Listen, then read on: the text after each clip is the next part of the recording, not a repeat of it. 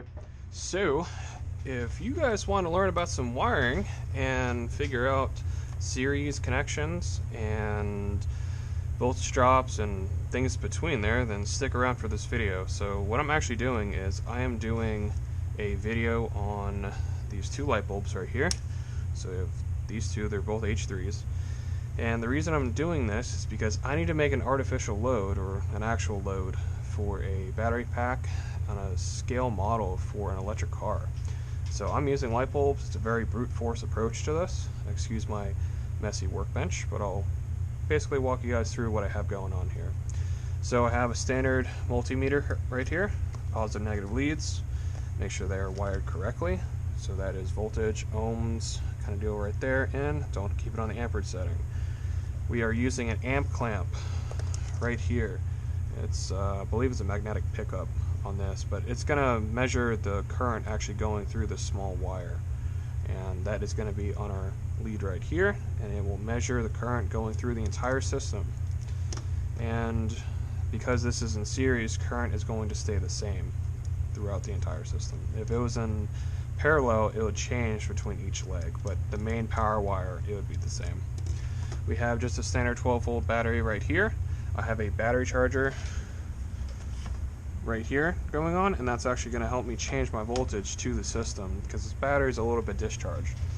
Now, what I'm shooting for is a couple different data test points so we can actually change the voltage of that battery and of the system, so I can get enough data basically to know how much power is being drawn between different voltages of these bulbs, because with light bulbs the resistance actually changes per the temperature and the power going in.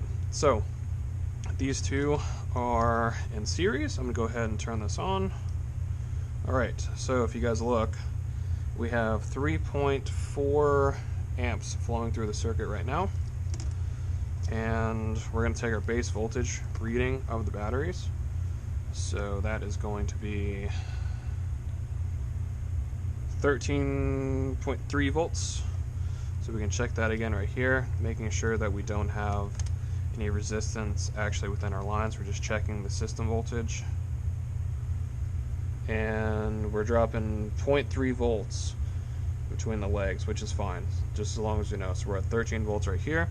And what we're going to do is we're going to check the actual power going across each bulb. So this is the ground on there. We have 6.5 volts coming across that one bulb. So we'll go ahead and we'll record that data in our table. So 6.5 volts in the system. And we have 3.38 amps. Alright, now we can also, if you check it right here, just showing you guys it is the same. These are the same bulbs. Sorry, it needs to be right there and right here. So 6.5 volts. So these are exactly the same for the most part. It's rough enough, it's good enough. And that will give us a reading right there. Now we can actually turn the power up on the system. I don't know if you guys can see the difference, but now we're at 3.48 amps. And we'll go ahead and we'll check total power across the system. We're at 14.1 volts, so we've gone up quite about a volt. Go across this one bulb again. There we go, 7.02 volts. So 7.02 volts, and we're at 3.48 amps. Alright, let's go ahead and disconnect that. Now if you guys actually want to see what this is like with just a single bulb, well, we can just connect the ground right here, and we can connect this guy. So, ooh, that is a pretty big load. We're at right at 5 amps. Alright, so at 5 amps, and checking the system voltage, we have 13.6 volts. It's actually what's going into the bulb. Alright. So, the power equation that you're going to be using is P equals IV. So P is power, and that's measured in watts. I is your current, V is your voltage. So we can calculate our total system power by using that very easily by just doing a quick calculation. Let's get a handy dandy calculator out here. So at 6.5 volts, which is across one bulb, multiplied by the current, we have 21.97 watts through the system. Do the same thing for 7.02, multiplied by 3.48, we have 24.42. 13.6 multiplied by 5, that's 68 watts. These bulbs are only rated for 55 watts, but it's good enough.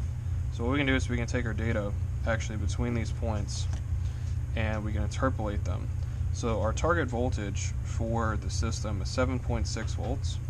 So we'll take our values here, so 11.83 volts minus 6.9 divided by the power, which is 54 watts, minus 24.1, which is just rounded up from there, equals the 11.83 volts minus the 7.6 over the 54 watts minus W, which is the value that we don't know. So interpolating this, you just do a little algebra right there, we get 28.3 watts at 7.6 volts. So I hope this video was helpful for you guys, and like and subscribe.